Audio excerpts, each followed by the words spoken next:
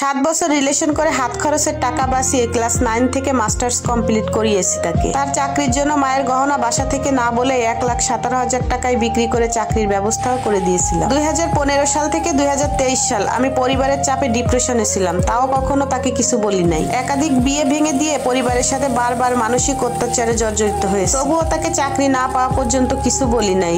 2023 সালে অক্টোবর মাসের 11 তারিখ চাকরি হয় তার, আর 22 নভেম্বর আমি বিয়ের কথা বলি। আমার কাছে সময় চাই সে। ধীরে ধীরে অফিসের ব্যস্ততার অজুহাত দেখিয়ে যোগাযোগ কম করে, ইচ্ছা করে ফোন দিলে বিভিন্নভাবে কৌশলে এড়িয়ে চলে। 21 ডিসেম্বর বাসা থেকে প্রচুর চাপ আসে বিয়ের জন্য। না পেরে তার কথা পরিবারের কাছে বলি। আমার বড় ভাই আমার ভাবির মাধ্যমে সব জানতে পারে। 24 ডিসেম্বর আমার ভাই তার সাথে দেখা করে। সে খুব সুন্দর করে নানান ভাবে আমার ভাইকে বোঝায় আমি নাকি তার যোগ্য না। তারপরে আরো অনেক কিছু বলে আমার ভাইকে ফিরিয়ে দেয়। তারপর থেকে ঝগড়া শুরু হতে থাকে। বিভিন্ন ভাবে আমি দেখা করতে চাইলে উত্তর একটাই আসে, না সরি আমি এখন আসতে পারবো না, অনেক ব্যস্ত আছি। বিভিন্ন নাম্বার থেকে তাকে আমি কল দেই, ভাইবার, হোয়াটসঅ্যাপ, মেসেঞ্জার থেকে আমাকে ব্লক করে দেয়। তারপর কোনো উপায় না পেয়ে আমি একদিন তার অফিসে গিয়ে তার সামনে প্রচুর কেঁদেছিলাম, 2 হাত ধরে জোর করেছিলাম। আমার 8 বছরের শ্রম সাধনার সময় ফিরিয়ে চেয়েছিলাম, কোনো সাড়া পাইনি।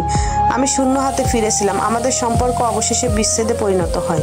2 বার আত্মহত্যা করতে গিয়েও আমি পারি নাই। বড় ভাই, মা বাবার সম্মানের দিকে চেয়ে আমি 26 ডিসেম্বর আমি বিয়ে করি।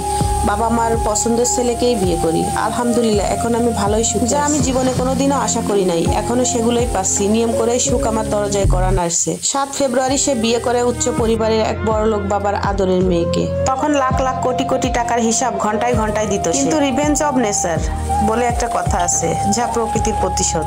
28 নভেম্বর সে বাইক অ্যাক্সিডেন্ট করে। লাখ টাকা খরচ করেও অবশেষে 26 ডিসেম্বর পৃথিবী থেকে বিদায় নেয়। আমার বিবাহ বার্ষিকী আর তার মৃত্যু বার্ষিকী। আমাকে এখন কেউ যদি বলে পৃথিবীটা ঠকবাজদের দখলে, আমি বরাবরই বলবো না, ঠকবাজদের এই পৃথিবীতেই ঠকতে হবে, হয়তো 1 বছর নয়তো 10 বছর পর। কিন্তু হ্যাঁ, ঠকবাজদের বিচার হবেই হবে, সেটাই পৃথিবীতেই হবে। মানুষকে কেউ কখনো ঠকিয়ে কেউ কোনোদিন বড় হতে পারেনি। মানুষ হিসেবে আমরা একটা প্রতিজ্ঞাই করতে পারি যে কারোর উপকার করতে না পারলেও কোনোদিন কেউ ক্ষতি করবেন না। মানুষকে ঠকিয়ে কেউ কখনো কোনোদিন বড় হতে পারেনি, আর কোনোদিন পারবেও না। মানুষের ভিতর সব থেকে বড় হলো মনুষ্যত্ব, আর সেই মনুষ্যত্বটাই যদি নষ্ট হয়ে যায় তাহলে সেই মানুষের কোনো মূল্য থাকে না। যে মেয়েটা শুরু থেকে তোমাকে সাপোর্ট করলো, ভালোবাসলো, তার সর্বোচ্চ দিয়ে তোমার চাকরি করাইলো, তোমার লেখাপড়া শেষ করাইলো, অথচ তুমি যখন 2 টাকার মালিক হইলা তখন তাকেই ভুলে গেলা। যাই হোক, গল্পটা একজন আপু লিখেছিলেন। সে হয়তোবা কষ্ট পেয়েছিলেন, এখন আলহামদুলিল্লাহ অনেক বেশি সুখে আছে, ভালো আছে। এই গল্পের সাথে আমার জীবনের কোনো মিল নেই, একজন আপুর বাস্তব জীবনের গল্প।